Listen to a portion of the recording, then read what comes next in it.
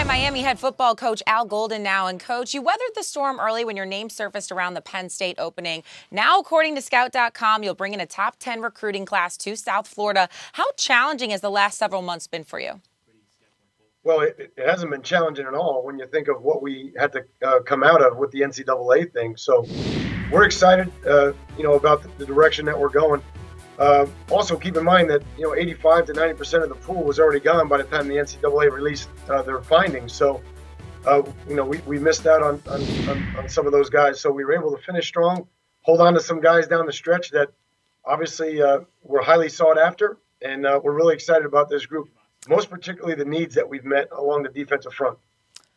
Well, Coach, you already received a commit from five-star running back Joseph Yearby. You have Duke Johnson coming back from injury. How do you see Yearby fitting into what could be a crowded backfield?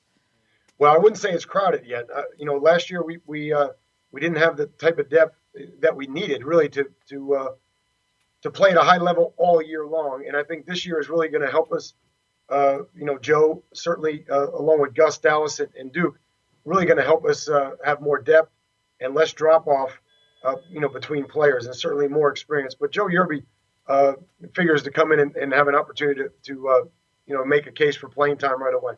Coach, you mentioned this earlier, but you filled some big needs along that defensive line. Looking at this 2014 class, would you say that was your biggest win of the offseason?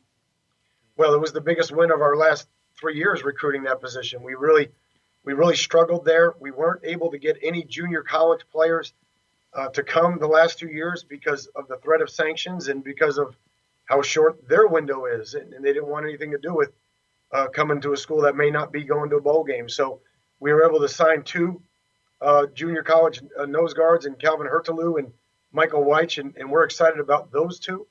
Cortell Jenkins is a young man from DePaul High School in New Jersey who's going to join us along the front.